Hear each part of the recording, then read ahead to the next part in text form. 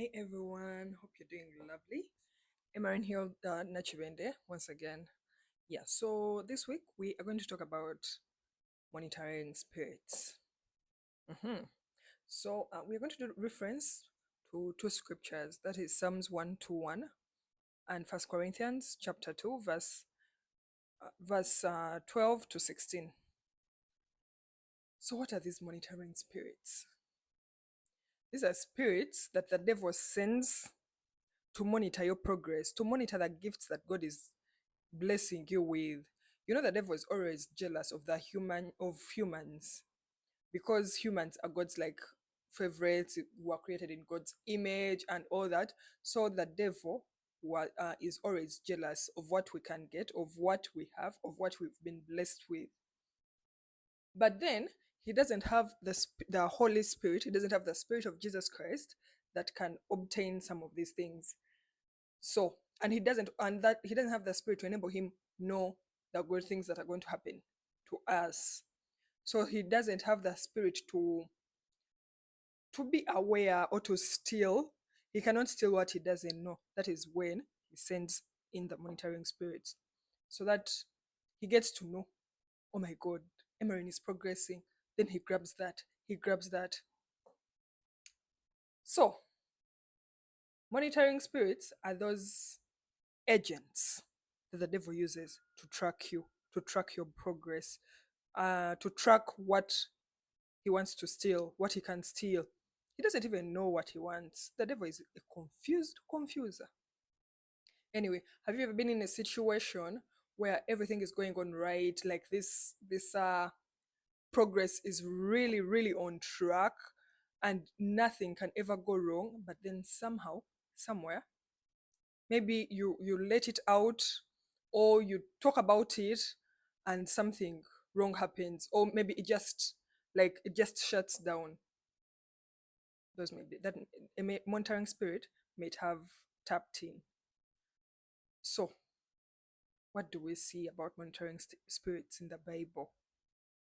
We see that the devil cannot tap what he doesn't know, so he brings in the monitoring spirits. He can use the monitoring spirits. He can use agents, human agents, as monitoring spirits, your friends, your family members. And the worst part is, when the devil is using someone to monitor, they may not even know. In fact, in most cases, they don't know. So for you, you're telling your relative like a normal story. Oh my God, tomorrow I'm going to do this and I'm going to do this, and it won't happen. Is it bad to tell? No, it's not bad. As humans, we have to talk to someone. We're going to die with our blessings inside? No. But then, before you tell, pray about it. Psalms 121 says that my protect it has content, but the wrap up is my help and protection comes from God. Protection over your dreams, protection over the program you have, the future program, protection like from anything outside what God has willed for you. You get. So even when you're telling your friends, when you're telling your relatives or anyone around you, it may be in good faith or what, but then the devil may choose it to tap. So when you're telling them, tell them, as you've also prayed to God to protect whatever you're telling them, so that it sees the light of day. You get. We see in the New Testament, we see when Jesus was born and the three wise men were going to see him. Do you realize that the devil was going to use them? The king told them to to come back and use that same direction, come back and tell him where exactly the where exactly Jesus was, so that he also goes and pays him a visit. Really, did he want to pay him a visit? No, he wanted to kill him. That is how the devil comes. He wants to he comes through the people that wish you good, your friends. They are so dear, they wish you all the best. Your family members wish you all the best. But then the devil wants to use them to see, oh my God, Emerin's blessing is here.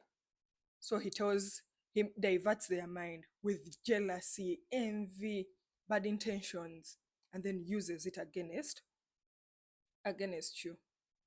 So we need to also pray for our friends, our relatives, so that they have that spirit of God in them, so that the devil does not use them for evil onto your lives. You get in First Corinthians, no, not even before we go to First Corinthians, the same story of Jesus Christ. That when the wise men went and paid their respects, they saw baby Jesus.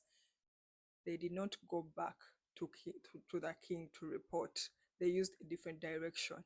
That is how Jesus was not murdered, killed at in the early days of his life. You get? So the devil can think they are going to use your best friend or your close friend or your relative. But then if your relative, if that person is filled, it has the spirit of God, the devil will not use them. You will tell them, even if you tell them, now I'm going here, now I'm doing this, now I'm doing this, nothing bad will happen because they are also filled with the spirit of God. You get? In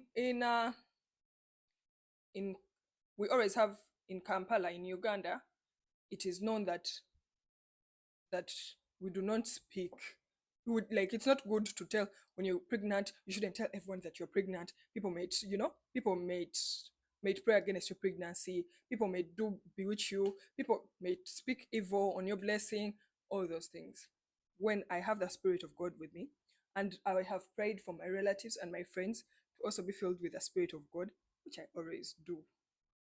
Everyone around me should be filled with the Holy Spirit, so that the devil does not penetrate to them with spirits of envy, penetrate to them with spirits of all those envious spirits of things that they may not even be able to achieve, of things that are not even connected to their will.